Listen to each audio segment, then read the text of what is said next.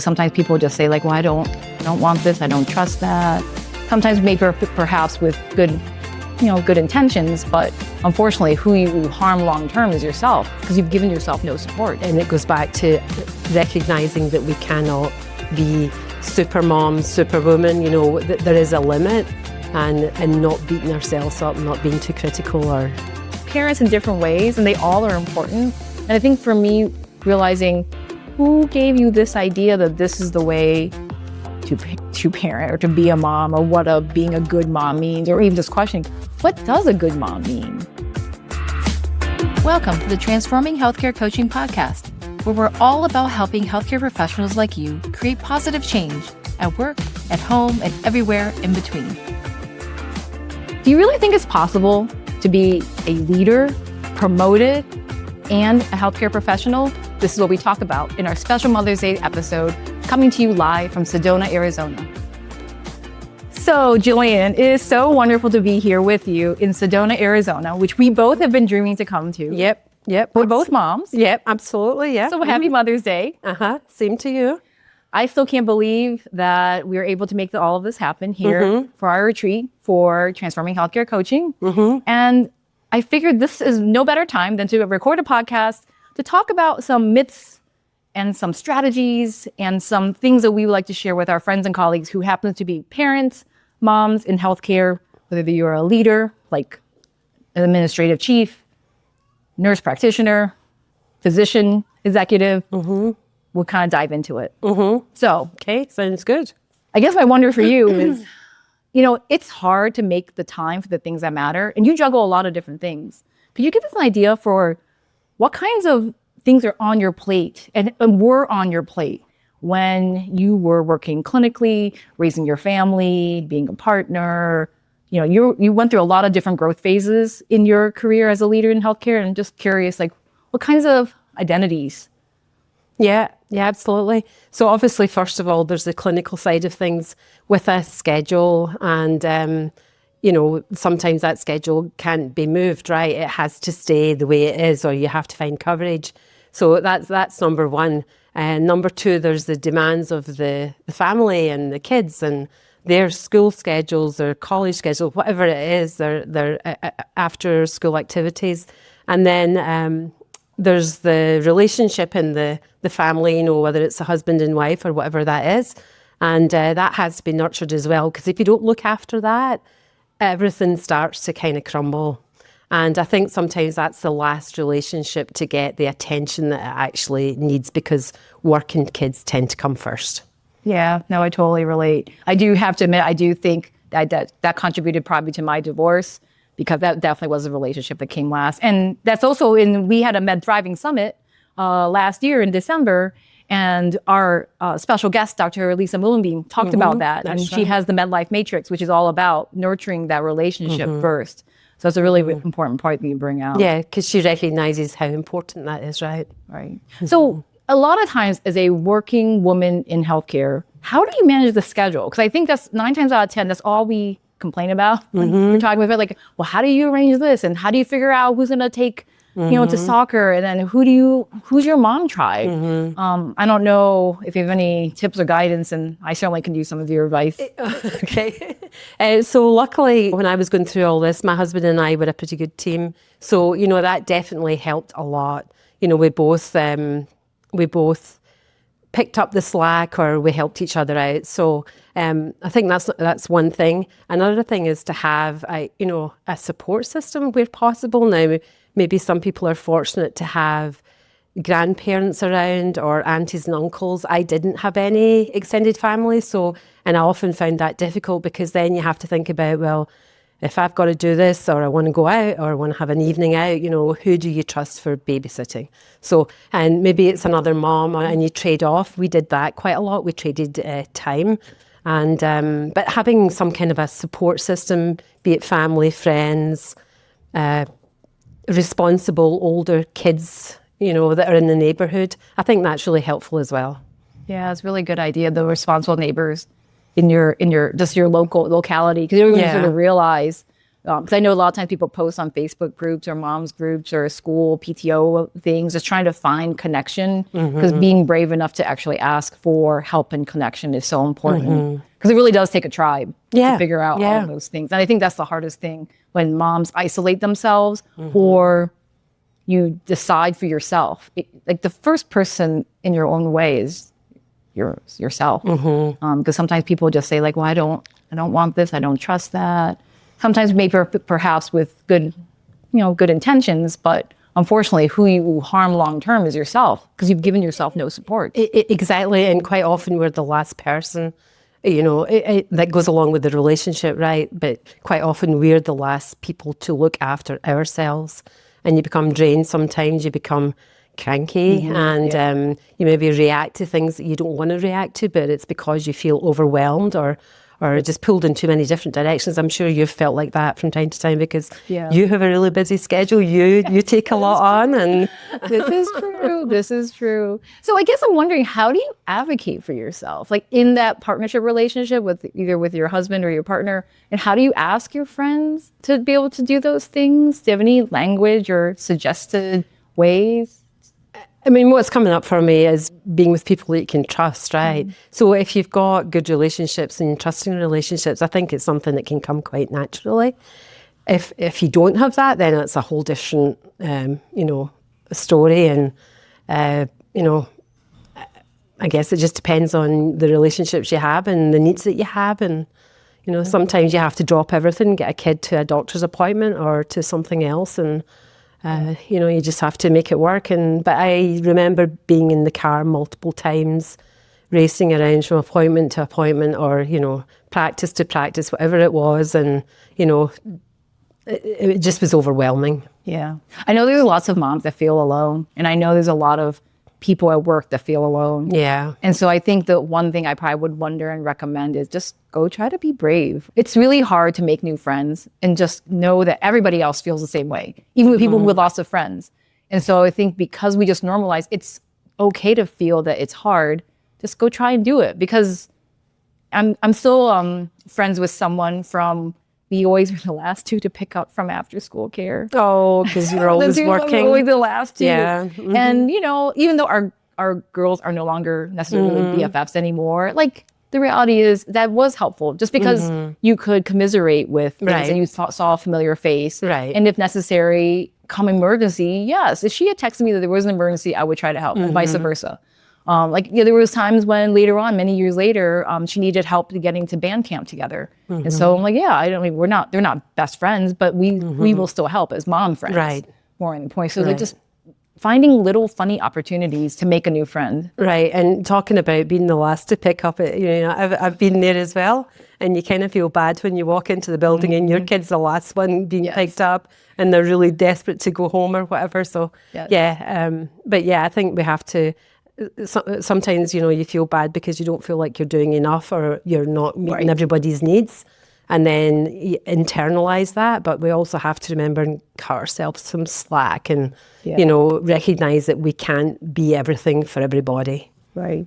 Yeah, it's funny. So even when your kid tells you, because mine told me, it really wasn't that great of a moment where you get the direct feedback from your own child. Very direct. Exactly, There's right. usually no filters. Yeah, right, exactly. Yeah. And even in those moments, the reality is it's sort of expectation setting, right? And they're still learning from that, right? At the end of the day, it's like, I think so. It's good in some ways. It's good that they said their piece. They're giving direct feedback, and vice versa. We talk to ourselves. How do we talk to ourselves? And so I'm hearing you say is we often are probably even worse than our kids.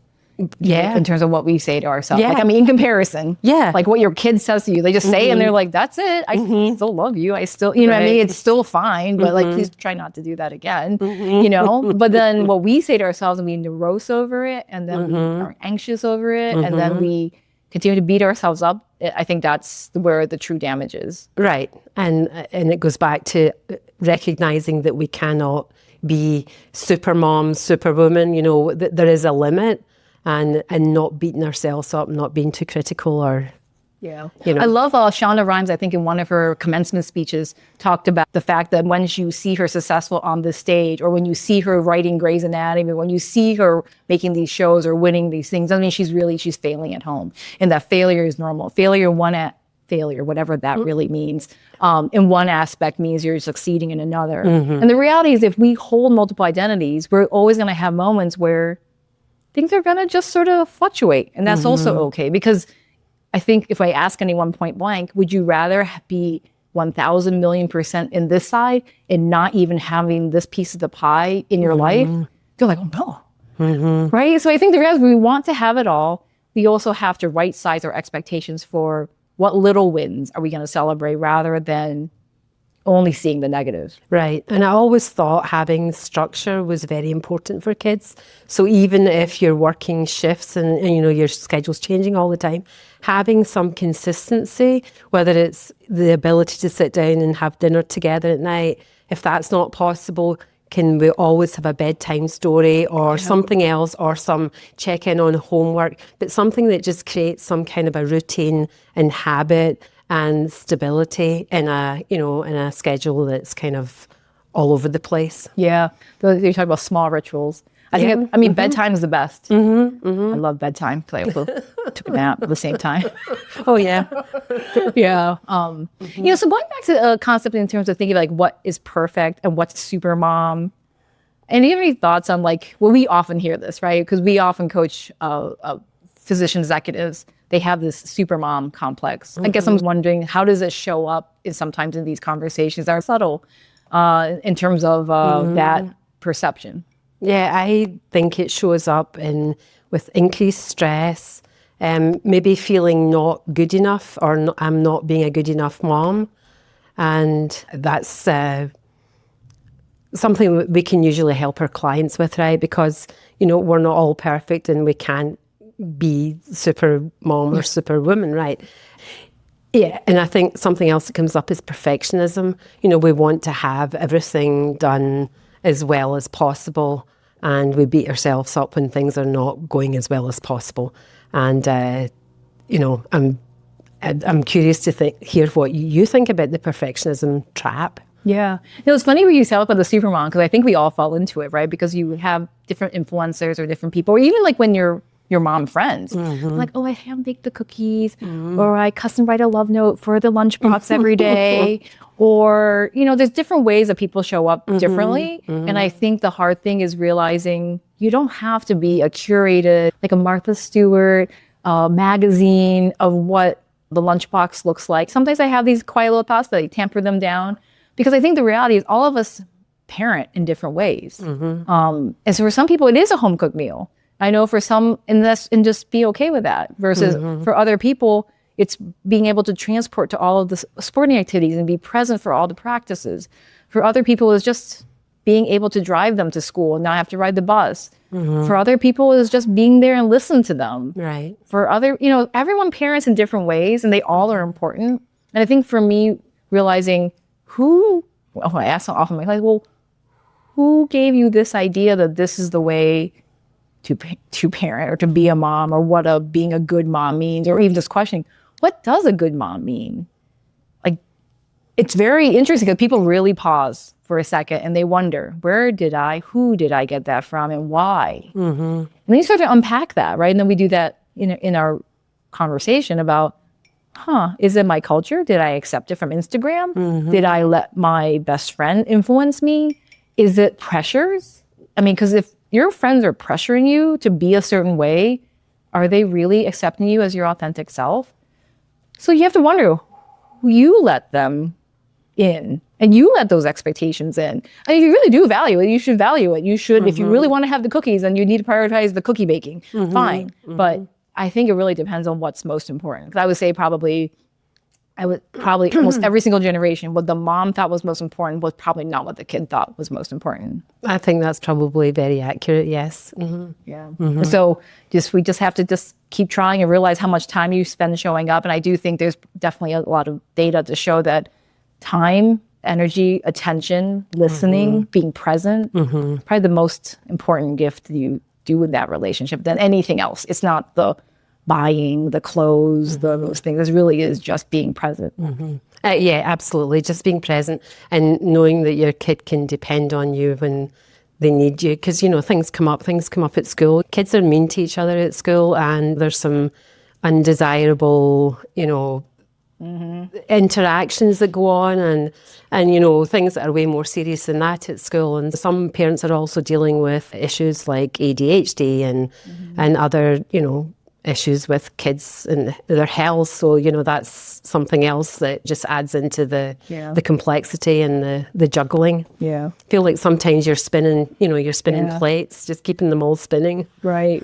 It's funny, undesirable interactions in whether you experience them, you accidentally give them to others too. And so I think the question is, how do we teach our kids to have grace, which means that we actually have to role model ourselves. Absolutely, yeah. Which means that if we beat ourselves up, we are in a frenzy at home, and we continue to have negative self-talk to ourselves, we're actually accidentally teaching them that it's okay to do that, right? Because I think a lot of people have learned this, where they talk so much about their weight or body shaming. Right. It accidentally came from, by accident, hearing their parent, usually their mom, if they're same or same gender at least, talk about the way they talk about themselves to the other close family unit. They take on those same kind of behaviors. And so if you're not going to do it for yourself, because we can't force you to do anything for yourself for Mother's Day, but if there's one gift you're going to give to everybody, maybe just to give yourself some grace. Yeah. And I think we hear it, or I have certainly heard it reflected back. I hear my kids, or I've heard them say things over the years, and I think, oh, where did that come from? And then when I realize and think about it, it's like, that came from me, and I'm sorry. Right. Yeah. Wait, so awareness is the first step. Yeah. Right? Awareness is the first step. And then the reality is we can always service recover. I think that a lot of times right now there might be people cringing inside themselves and realizing, how can I undo this? The reality is like owning up to it, right? Yeah. We can being all, honest. And, yeah. We can all choose a new path, right? So even when you realize, I'm sure you had a different conversation with your kids, but like, I can own up to it. And I think we all should be a little different about whatever attitude that we might have, today. Because we all can always change. Yes. I think that's the beauty of both coaching and learning and development, is that it's always a new day. It's a new day to be something different. And we can always give our kids some really intentional questions around, the things that they're bringing up to us. And I think my parenting has changed a little bit ever since I completed coach training. Yeah. And I kind of wish I'd done it years ago. I know. Wait, I never thought about that. We should have a just for parents coaching class or something. Maybe.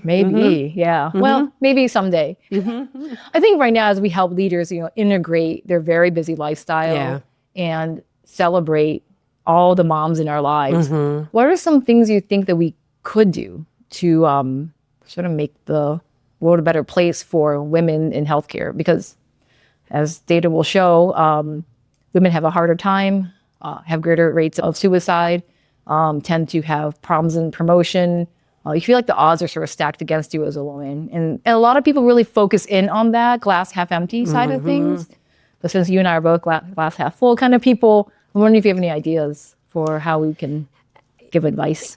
Having a good support system at work, be it mentors or coaches or, because we spend a lot of time at work, and, that's our work family. Yeah. And we can have very strong relationships with the people we work with, and we can support each other very well. So that would be one thing. I totally agree. Really having that board of directors for yourself as a woman in healthcare is really important. The mentor, the sponsor, the coach. And then I also would say that those leadership development programs are worth it. We're lucky. I do sometimes feel a little bit bad actually for my male colleagues, because we do have a little tribes of places where we can find either networking, learning opportunities, communities, grants, ways to professionally develop. They're just for women, because I think there is something about that experience that certain programs will acknowledge, so that there's safety in those programs. Not that the mixed MBA or development programs are any worse. They're not. They're great as well. But I do think for some people, it just creates a safer environment. Right. And so to just check it out. Be brave and check out those development programs. Yeah, and it's good to hear from other people, right? Because it broadens your perspectives, or they might bring in different perspectives or different things that have worked well for them. Yeah. I also think that the reality at the end of the day is thinking about we all stand on the shoulder of giants, right? Like we have legacies with our mom, our grandma, and like other sort of the things that sort of passed down. And the reality is you are going to be able to make a mark in the way that is necessary. And so I guess I'm curious for you, like what kind of grounds you so that you can become the best version of you, Gillian? What grounds me? I need some alone time. Some alone time just to kind of let everything, be more peaceful, and staying physically fit, always having a workout, or, as many as I can fit in. For me, that's really good mentally and physically. And I think that's true for a lot of people. And I know for a lot of the healthcare leaders that we work with, it's really hard for them to fit their own personal fitness into their schedules. But it's very, very important. So, are there ways that they can, have 20-minute or 30-minute sessions without leaving the house? Or I know you like the Peloton, but so I know you like to work out. And what does that do for you? Yeah. No, for me, I think it really has been. It took me the pandemic to realize that I was a terrible health and terrible grounded foundation. I think up until 2020, when all of this changed, I realized to do hard, important things, you need to take good, hard, important care of yourself. And so you're right. Using the Peloton, meaning not having to travel, not having to pay more fees to go to a gym, to find creative ways. I know lots of moms will travel with like a favorite YouTube app, and they just do 10 minutes in the hotel. So I haven't quite mastered that, the whole while you're traveling working out thing. But a lot of people really just, as they craft their day, they're like, you know what? I'm going to bow out or leave a little early from dinner. I still go to the networking dinner. I'm going to leave a little bit early to be able to accomplish that. Right. Or even in the morning, just wake up 30 minutes earlier. I know a lot of my clients, I guess, are early birds, and they like to wake up early, which is not for me. I'm not the 5 a.m. club. But you're right, just to do what fills your cup. And so if it's exercise, to make it as easy as possible. Because there are so many great free things on the YouTube. Yeah, there's lots. And just being able to pull a yoga mat out or something like that, and do some body weight exercises or some stretching or whatever, can also get your day off to a good start, or help you close out your day and, help you get better sleep at night. Right. And I think what's funny about that process is really not necessarily about the intensity or what it is you're doing. It's more that you're proud of yourself for being good to yourself. And I think that's an unintended side effect of all of that. I think obviously working out is good for you. It does secrete endorphins that do relax and make your brain chemicals more at balance. Yeah. So then, you don't even have to be the endurance runner. I always thought you have to be like a marathon runner and hit a certain mileage before you could feel these things. I never felt any of these things. And I still don't.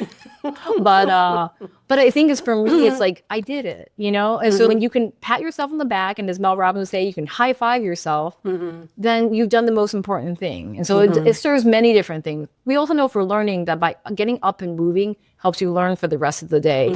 And you should actually do frequent intervals of movement so that you can learn better. So if you're in that world where you need to learn about your team, learn about a new skill, and we're all learning about AI. So to learn something, it's really good to have interrupted motion bursts to be able to regenerate that endorphin neurochemical balance to do that.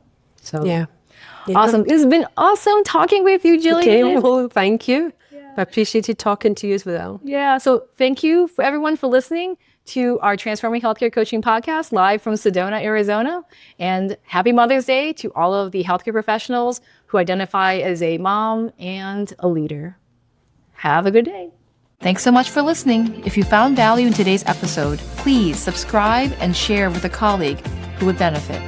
Together, we can transform healthcare one person at a time. Find us anywhere you find your podcasts. Ready to take your healthcare leadership journey to the next level? Book a discovery call free at transforminghealthcarecoaching.com to explore our personalized coaching packages designed specifically for healthcare professionals like you.